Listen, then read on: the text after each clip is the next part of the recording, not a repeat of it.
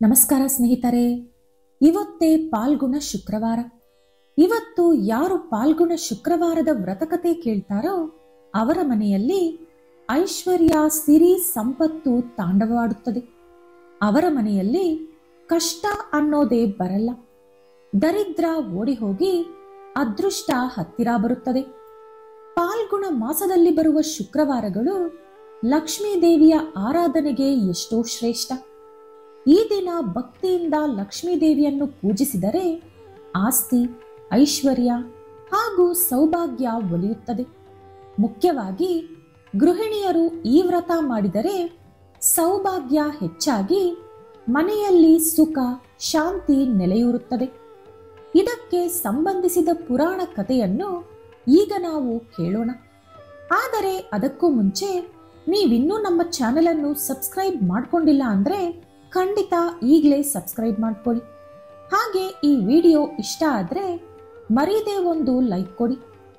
ಪೂರ್ವದಲ್ಲಿ ಒಂದು ಗ್ರಾಮದಲ್ಲಿ ಒಬ್ಬ ಶ್ರೀಮಂತ ವ್ಯಾಪಾರಿ ಇದ್ದ. ಅವನು ಲಕ್ಷ್ಮೀ ದೇವಿಯ ಪರಮ ಭಕ್ತನಾಗಿದ್ದ. ಅವನು ಹಾಗೂ ಅವನ ಹೆಂಡತಿ ಪ್ರತಿ ಶುಕ್ರವಾರ ಎಷ್ಟೋ ಶ್ರದ್ಧಾ ಭಕ್ತಿಯಿಂದ ಲಕ್ಷ್ಮೀ ದೇವಿಯನ್ನು ಪೂಜಿಸುತ್ತಿದ್ದರು. ಅವರ ಮನೆಯಲ್ಲಿ ನಿತ್ಯವೂ ಲಕ್ಷ್ಮೀ ಕಟಾಕ್ಷವಿತ್ತು. ಹಣ, ಆಭರಣ ಹಾಗೂ ಧಾನ್ಯಗಳು ಸಮೃದ್ಧಿಯಾಗಿದ್ದವು.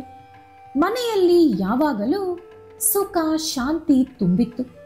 ಆದರೆ ಅವನ ಹೆಂಡತಿಗೆ ಅಹಂಕಾರ ಜಾಸ್ತಿ, ಮನುಷ್ಯತ್ವ ಕಡಿಮೆ, ದಾನ ಮಾಡುವ ಬುದ್ಧಿ ಮೊದಲೇ ಇಲ್ಲ.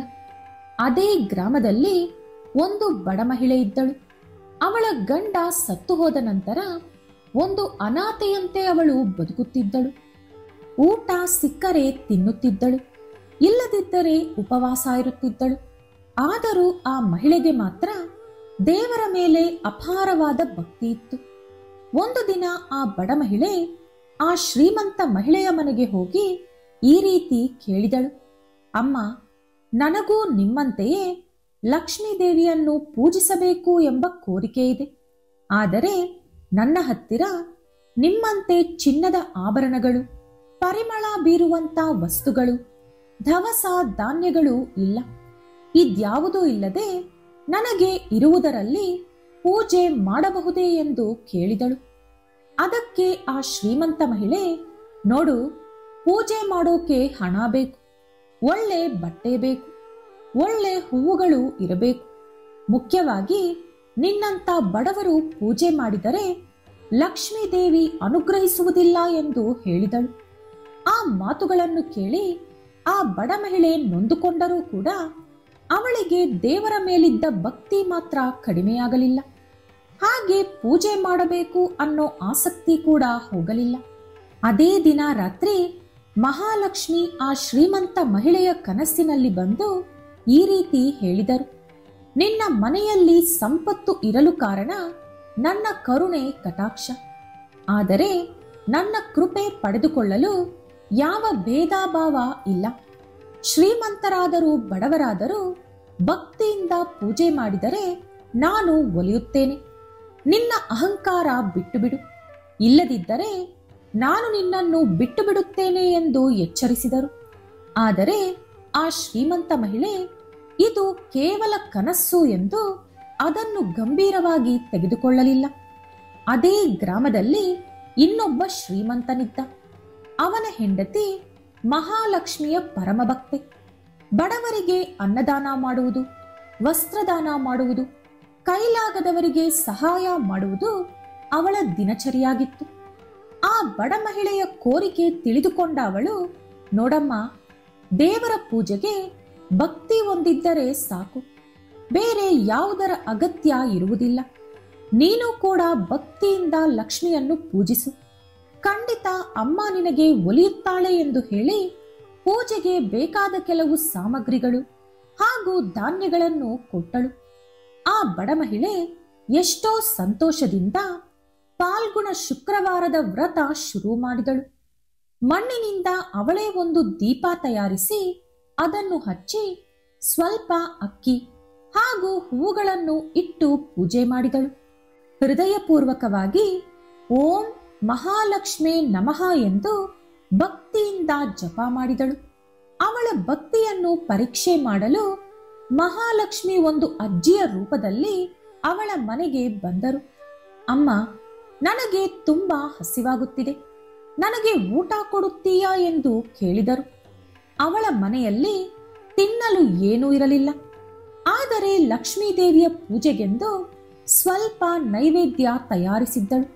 ಅದನ್ನೇ ತಂದುಕೊಟ್ಟು, ಅಮ್ಮ, ನನ್ನ ಹತ್ತಿರ ಇದು ಮಾತ್ರ ಇದೆ, ಇದನ್ನೇ ತಿಂದು ಸ್ವಲ್ಪ ನಿಮ್ಮ ಹಸಿವನ್ನು ನೀಗಿಸಿಕೊಳ್ಳಿ ಎಂದು ಹೇಳಿದಳು. ಆ ಮಾತಿಗೆ ಲಕ್ಷ್ಮೀದೇವಿ ಸಂತೋಷಿಸಿ, ನಿನ್ನ ನಿಸ್ವಾರ್ಥ ಭಕ್ತಿಗೆ ನಾನೆಂದೋ ಮೆಚ್ಚಿದೆ. ನಿನ್ನ ಮನೆಯಲ್ಲಿ ಇಂದಿನಿಂದ ಸಿರಿ ಸಂಪತ್ತು ತಾಂಡವವಾಡುತ್ತದೆ ಎಂದು ವರ ಕೊಟ್ಟು ಮಾಯವಾದರು.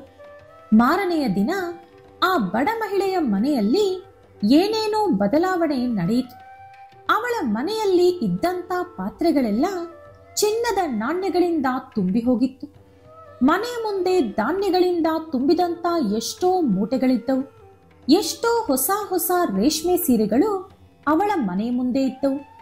ಅದನ್ನು ನೋಡಿದ ಆ ಇಡೀ ಊರಿನವರೇ ಆಶ್ಚರ್ಯದಲ್ಲಿ ಮುಳುಗಿ ಹೋದರು.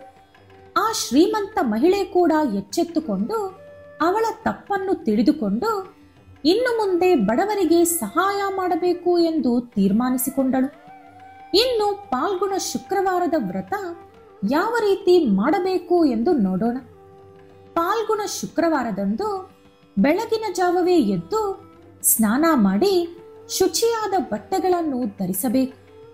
ಒಂದು ಶುಚಿಯಾದ ಜಾಗವನ್ನು ಆಯ್ಕೆ ಮಾಡಿಕೊಂಡು ಆ ಸ್ಥಳವನ್ನು ಗಂಗಾಜಲ ಅಥವಾ ಗೋಮೂತ್ರ ಅಥವಾ ಅರಿಶಿಣ ನೀರಿನಲ್ಲಿ ಶುಭ್ರಪಡಿಸಿಕೊಂಡು ಒಂದು ಮಣೆ ಹಾಕಿ ಅದರ ಮೇಲೆ ಲಕ್ಷ್ಮೀದೇವಿ ಫೋಟೋ ಅಥವಾ ವಿಗ್ರಹವನ್ನು ಇಟ್ಟುಕೊಳ್ಳಬೇಕು. ಇದೆರಡೂ ಇಲ್ಲದವರು ಅರಿಶಿಣದಿಂದ ಒಂದು ಪುಟ್ಟ ಬೊಂಬೆಯನ್ನು ತಯಾರಿಸಿಕೊಂಡು ಅದನ್ನೇ ಲಕ್ಷ್ಮೀದೇವಿ ಎಂದು ಪರಿಗಣಿಸಬಹುದು. ನಂತರ ಹಸು ತುಪ್ಪದಿಂದ ದೀಪಾರಾಧನೆ ಮಾಡಿ ಹೂವು ಹಾಗೂ ಅಕ್ಷತೆ ಕಾಳುಗಳಿಂದ ದೇವಿಯನ್ನು ಭಕ್ತಿಯಿಂದ ಪೂಜಿಸಬೇಕು. ಲಕ್ಷ್ಮೀದೇವಿಯ ಅಷ್ಟೋತ್ತರ ಶತನಾಮಾವಳಿ, ಕೆಲವು ಕೀರ್ತನೆಗಳು, ಭಜನೆಗಳು, ಸ್ತೋತ್ರಗಳು.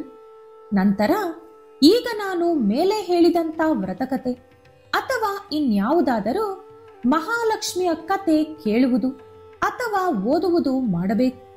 ದೇವಿಗೆ ನೈವೇದ್ಯವಾಗಿ ಪಾಯಸ ಅಥವಾ ಪಾಲ್ಕೋವಾ ಅಥವಾ ಹಾಲಿನಿಂದ ತಯಾರಿಸಿದಂತ ಯಾವುದಾದರೂ ಸಿಹಿ ಪದಾರ್ಥವನ್ನು ಸಮರ್ಪಿಸಬೇಕು. ಪೂಜೆ ಮುಗಿದ ಮೇಲೆ ಒಬ್ಬರಿಗಾದರೂ ತಾಂಬೂಲ ದಾನ ಕೊಡಬೇಕು. ವೃದ್ಧರಿಗೆ ಹಾಗೂ ಮಹಿಳೆಯರಿಗೆ ಪ್ರಸಾದವನ್ನು ಹಂಚಬೇಕು. ಈ ವ್ರತವನ್ನು ಭಕ್ತಿಯಿಂದ ಆಚರಿಸಿದರೆ ಲಕ್ಷ್ಮೀದೇವಿಯ ಕಟಾಕ್ಷ ಪ್ರಾಪ್ತಿಯಾಗಿ ಅನಂತ ಕೋಟಿ ಸಂಪತ್ತು ಹಾಗೂ ಐಶ್ವರ್ಯ ಒಲಿಯುತ್ತದೆ ಎಂದು ಪಂಡಿತರು ಹೇಳುತ್ತಾರೆ. ಇದೇ ಸ್ನೇಹಿತರೆ ಪಾಲ್ಗುಣ ಶುಕ್ರವಾರದ ಲಕ್ಷ್ಮಿ ವ್ರತಕತೆ. ಈ ವಿಡಿಯೋ ನಿಮಗೆ ಇಷ್ಟ ಆದರೆ ಲೈಕ್ ಮಾಡಿ, ಶೇರ್ ಮಾಡಿ. ಇಂತಹ ಹೆಚ್ಚಿನ ಉತ್ತಮ ಮಾಹಿತಿಗಳಿಗಾಗಿ ತಪ್ಪದೇ ನಮ್ಮ ಚಾನೆಲ್ ಅನ್ನು ಸಬ್ಸ್ಕ್ರೈಬ್ ಮಾಡಿಕೊಳ್ಳಿ. ನಾಳೆ ಮತ್ತೊಂದು ವಿಡಿಯೋದೊಂದಿಗೆ ಪುನಃ ಭೇಟಿಯಾಗೋಣ. ಧನ್ಯವಾದಗಳು.